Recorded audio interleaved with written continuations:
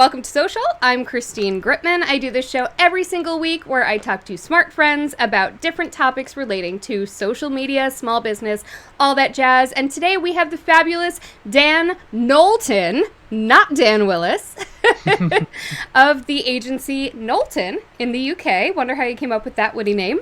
And we're going to talk about getting actual ROI from Twitter. Welcome, Dan. How you doing? Hello. Good. I'm really good. Yeah, I'm good. How are you? I'm good, except for that weird little glitch. So we're going to talk. So a lot of people, social media in general tends to be a little tricky of figuring out the return on investment. It's a fun thing to do. It's an important thing to do. We all know we need to be on social media, but actually tracking the money we're making from those social media efforts can be a little bit challenging for the best of us. And Twitter in particular, it's a great place for thought leadership and conversations. So we're going to talk about how to actually make money from those efforts. But first, Dan, why don't you tell us a little bit about what you do over there at Knowlton?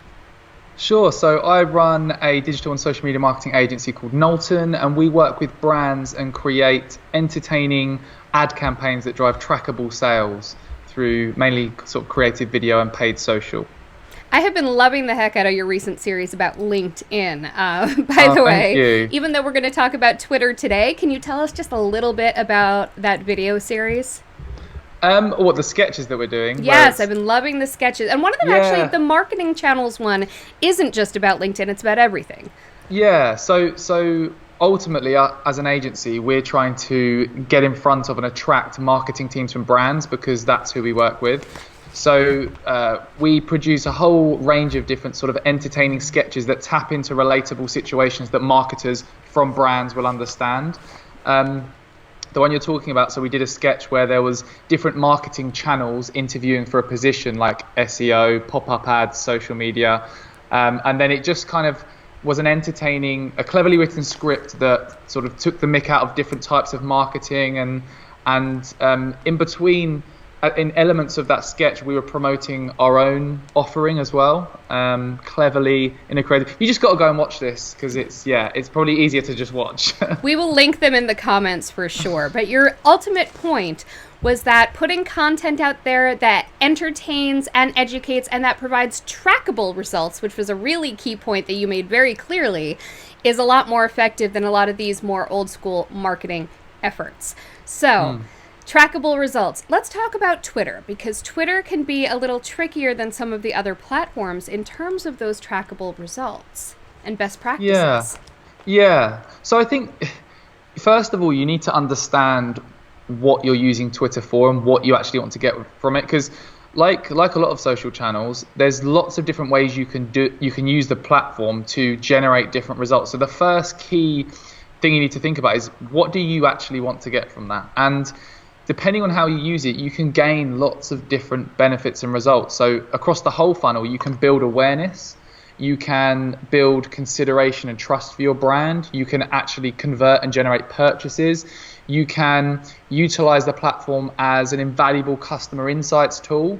And you know, personally for us and for our client campaigns, the main way that we use Twitter is for customer insights. To utilize their search functionality to find the opinions that their customers are having on certain topics so that we can shape campaigns that tap into the opinions that we know they have.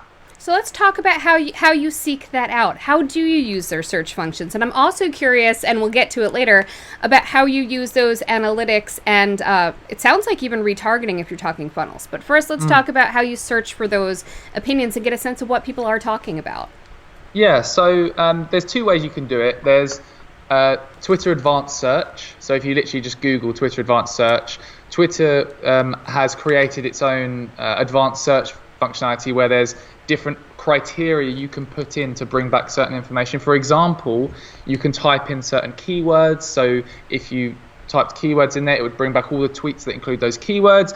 You can choose criteria from tweets that have been tweeted certain dates, that include certain hashtags from certain accounts, and there's a variety of different options you can use.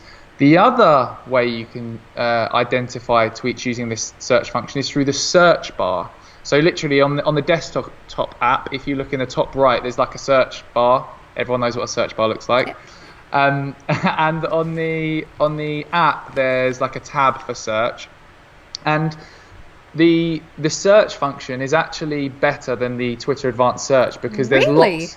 Yes, yeah, because the Twitter Advanced Search is easier to use because it's very clearly set out, but there's less options, there's less search criteria you can use. Whereas in the search bar, you can input a whole variety of different criteria that provides more options than just the kind of Twitter Advanced Search. Interesting. So that's how that's where you go to search Twitter for this information. But shall I give a bit of context as to how we've done it for one of our campaigns? Yes, I was about to say, what types of terms can you really search there? And also, how do you avoid coming up with just a whole bunch of clips of Korean boy bands? Because I feel like no matter what word you're searching for, whatever trending hashtag, the K-pop stans are all over it. Yeah. You're exactly right. Do you do minus BTS in your Boolean query? Exactly.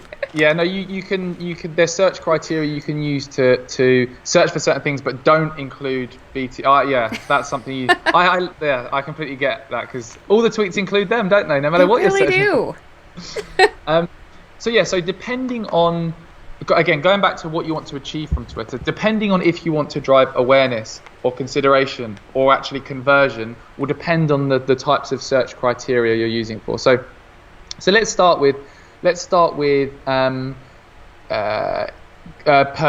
say conversion. If you want to generate conversion, what search criteria can you be inputting? So one example is in the search bar, if you put recommend and then either your business type, so let's say you're a hotel, recommend hotel San Diego, your location, space question mark, that will bring back all the tweets from people who are tweeting saying, hey, can anyone recommend a hotel in San Diego? Wow.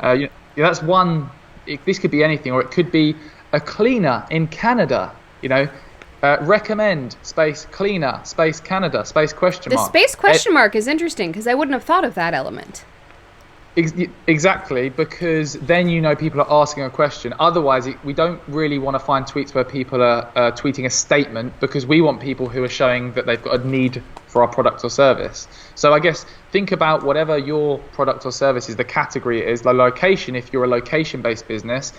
And then you can find people that are literally tweeting that are showing they've got a demand for your business, and then you can reach out to them and say, hey, Karen, we are a local hotel based in San Diego, and we'd love to have you come and stay with us. And to go one step further, you could provide some kind of offer to entice them and say, hey, Karen, for your first, if you kind of book in today, we'll give you 20% off, or we'll throw in a bottle of drink or whatever you want to do.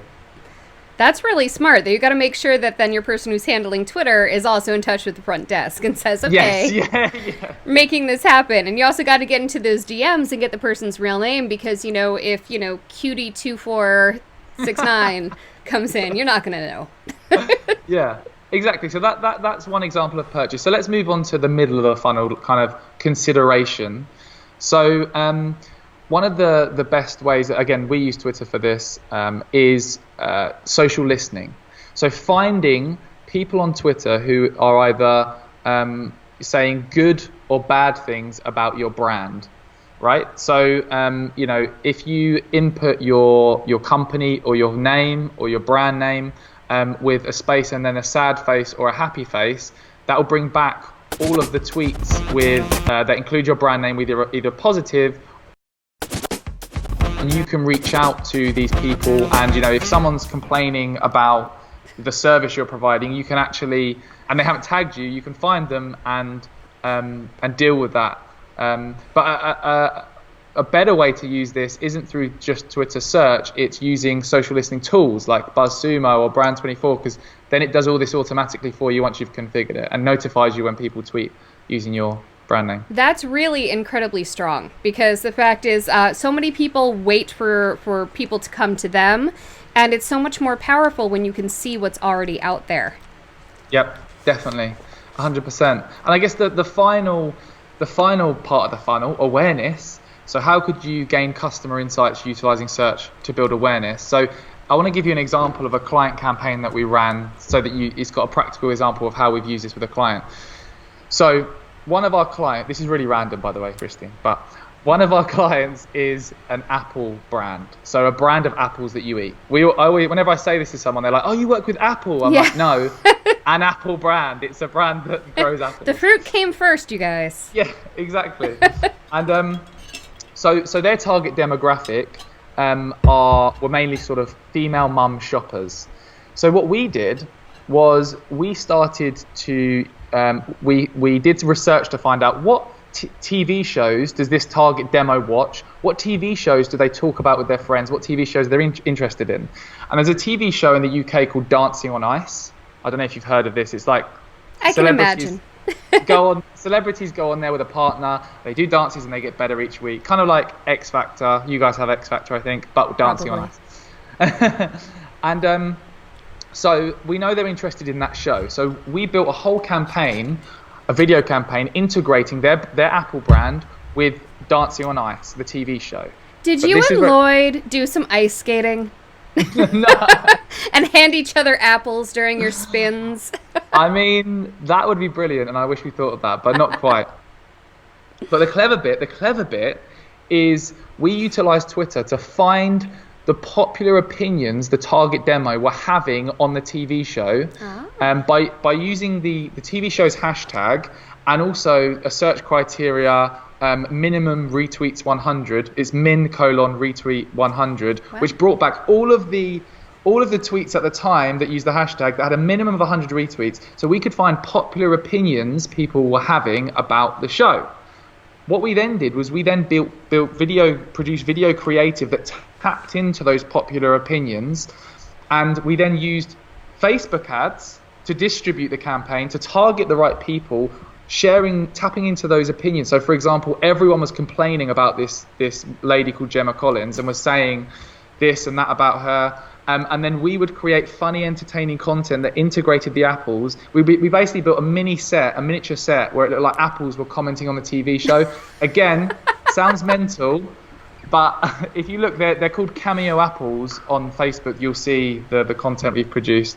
But yeah, Twitter's so, like, people forget that Twitter's the biggest unfiltered opinion-based network where you can find out what people actually think about stuff and like capitalize on that. And Lisa loved those Apple ads. She said that they were amazing, so I definitely have to check out Cameo Apples. Now, here's my question. When you came with those unfiltered opinions, for example, you were saying that people weren't liking a particular cast member. How do you choose, how far to wade into controversy? Are you controversial, apples? That's a really good question. And what we actually had in the videos was two characters, which were apples, and they usually had different opinions. So rather than us saying, we agree with this opinion, it was the two characters sort of arguing with each other. That's smart. So we weren't necessarily saying Cameo believes one. And also, you stay away from really controversial opinions. You don't want people to start hating on the brand. But yeah, it worked really, really well because people are talking about that topic. And ultimately, we want to drive engagement from our audience on social, right? And one of the ways to guarantee that is to talk about things that they care about and to talk about opinions they have and to tap into that. And it just worked. We reached we had over 1.3 million 15+ second video views, tens of thousands of reactions, comments and shares on the content because people were talking about it. And then we could also remarket more brand focused content that communicated the benefits of the apples to the people that showed interest in that. So it wasn't just a silly video with apples and a TV show. It had a real strategic focus to communicate the benefits of the product. So on Twitter ads then, you can retarget via video views and engagement the way you can on Facebook? So sorry, that was Facebook ads. Oh, that was Facebook, sorry.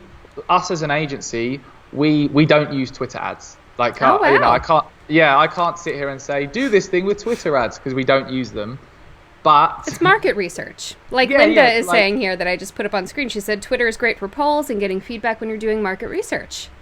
Yeah. And that's how we use it. And if you think again, it can be used in so many different ways. So if you as a brand or company are thinking, how should I use Twitter? What can I achieve on Twitter? Work backwards. Think about, why do your customers use Twitter? what do your customers use Twitter for? So there was a study done by the American Press Institute in collaboration with Twitter and this research group called DB5. And they did this whole study of, I think it was 5,000 or 5 to 10,000 Twitter users, to surveying them, asking them what they use Twitter for. And if you want to look at the results, look at search American Press Institute study, because there's all the results there. But it's really interesting when you look at why people use Twitter. So one of the most common answers was to find out breaking industry news, which, if you know Twitter, that kind of makes sense.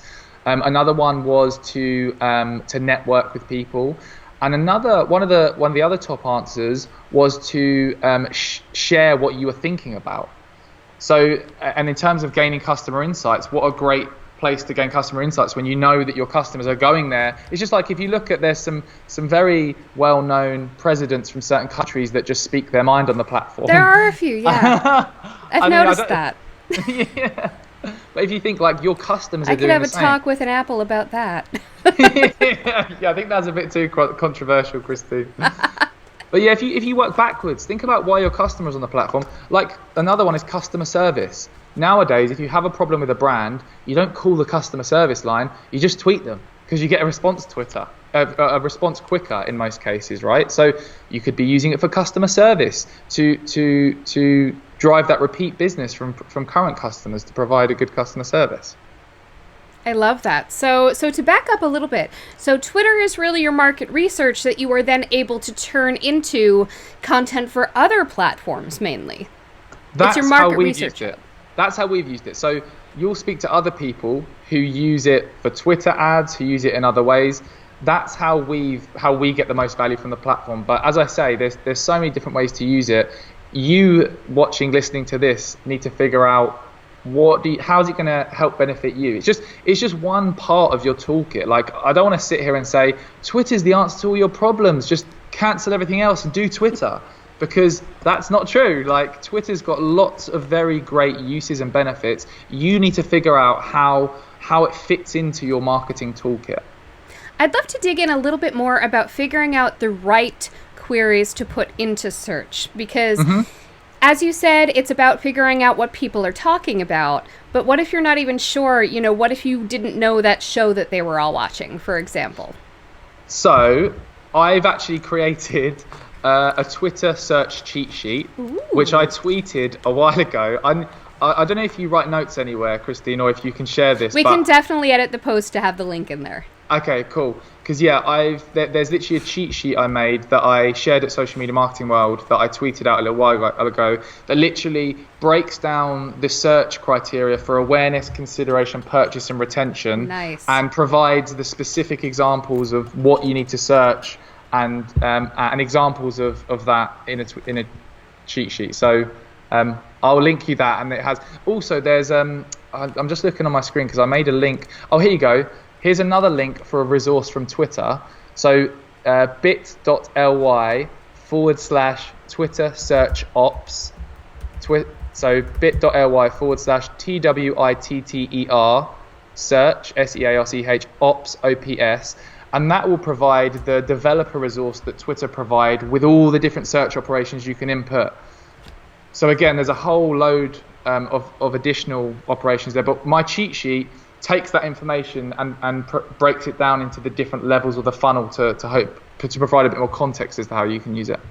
I love that. And it's sort of turning the idea, it's a different way of looking at the idea of the funnel than I've even thought of before, because normally when I think of the different stages of the funnel and you're serving up different types of content, I think of retargeting. I think of, you're making sure that you're putting content out that will only and specifically reach people at that stage.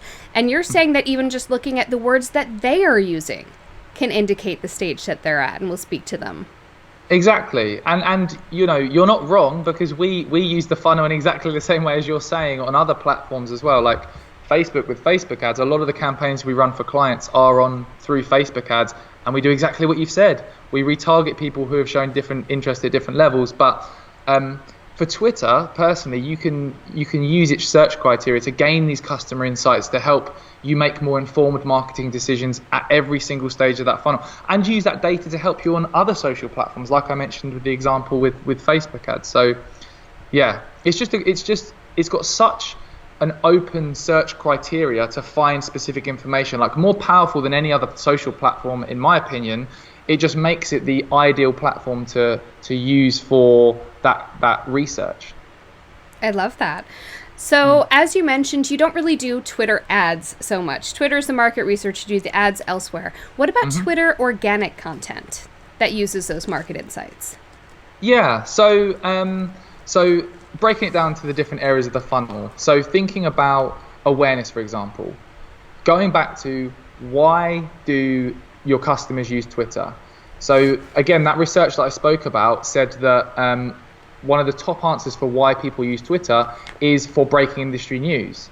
So thinking of how you can build awareness with your audience, with your content, with your organic tweets, you should be thinking, if my customers are going to Twitter for breaking industry news, we should be serving them and giving them the breaking industry news. So think about breaking industry news that you can share. Could you be going live and talking through new breaking industry news? Could you be sharing a link to an article from an industry publication, sharing that breaking industry news, right? So that's the kind of awareness stage. In terms of consideration, what questions do your customers have before becoming a customer? What objections do they have? Are they thinking, I'd love to work with Christine, but how do I know I'm going to get the value from what I invest? Am I the right type of customer for you? What's the process of working with you? If we were to go ahead, as a potential customer who's considering working with you, I've got all these questions I want answering. You should be answering your audience through the tweets you share and the content you share at that stage. And then the purchase stage, what can you tweet organically to drive that clear call to action, to get someone to actually take action? That's fantastic. And do you have any sort of ratio that you like to do in terms of how much content you do around each of these stages? Yeah, so this isn't set in stone because, again, take my advice with a pinch of salt, because someone's probably done it the complete opposite way and it's worked just as well. But from our experience, we go with a 60-30-10 model. So 60% awareness content, 30% consideration, and 10% purchase, roughly. And when you look at what a lot of other brands are doing wrong, they've got that flipped on its head. A lot of companies just think, let's go on Twitter or any social platform and do most of our, it's a platform to sell, so let's sell our products and services. Whereas flip that on its head, provide more of the value at the top end, demonstrate why customers should trust you, help overcome those objections, and then, that small 10%, you can nudge people to say, hey, sign up for this or buy that. Yeah, it looks like a funnel for a reason, right? People are going with the flywheel model now, but it really is kind of a funnel. I like the funnel. Yeah. But that's fantastic. And I like what you said about how since people are coming to Twitter for a resource, and since we're coming to Twitter as a resource for that market research, it makes sense to be a resource on Twitter. Yeah, exactly. Yeah, definitely. I mean, what do you like about Twitter? I know it's just me answering that, but I'm interested to hear from you, Christine. What do you... I like the conversations. I admittedly need to get a lot more strategic with my use of Twitter. I'm very friendly, and my client base isn't so much on Twitter. Twitter for me is about building and solidifying and developing relationships with my peers. Cool. And that actually has led to opportunities. That's a good point. That's a really good point. Yeah. Yeah, it's led to speaking opportunities. It's led to guesting on podcasts and live streams and Twitter chats and things like that. And what I've discovered is the key towards maintaining the follower bumps. Because when I go to a conference, like Social Media Marketing World, I'm always tweeting my thumbs off. I'm always on the leaderboard, so I'm getting a lot of exposure from being on the leaderboard. So that used to lead to a bump in my followers, and then it would go down. Same with the Twitter chats I participate in, especially Thursdays. Thursdays I've now got 3 in a row that I participate in. Wow. And I'd get like a follower bump after that, and then it would go down just a little bit. So it would still... Yeah. And I've stopped making it go down. And the way I've stopped making it go down is by engaging.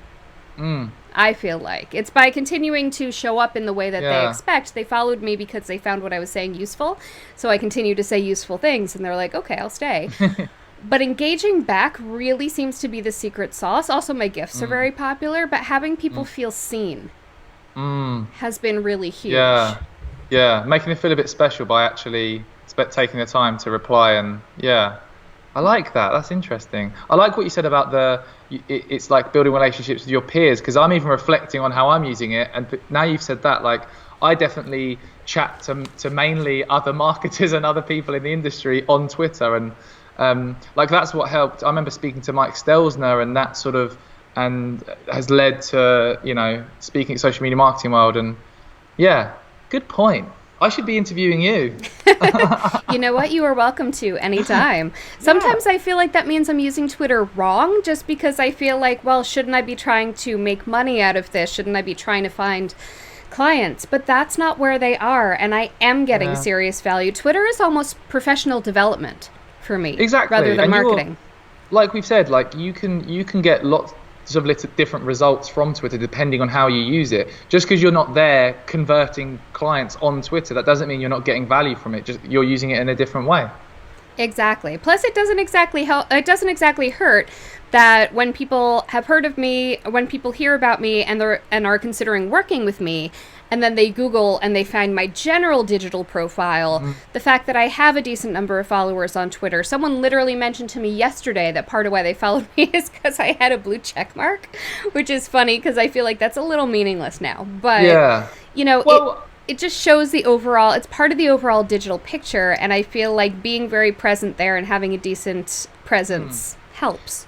You say that it's not a thing now being verified, but I still think like that's a credibility factor. Even though people in the marketing world know that it's just a load of BS and it doesn't mean anything. I've got one as well, whoop-de-doo.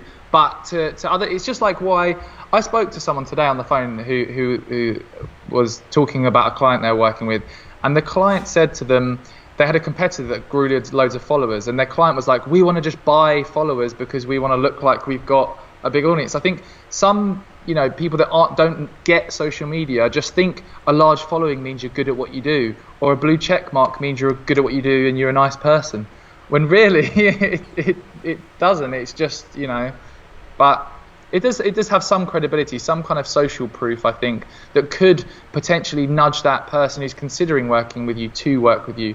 But yeah, I definitely wouldn't be buying followers and stuff. Like, it's just No, you're buying nothing. You're buying You're buying a Russian robot, which is really not worth anything.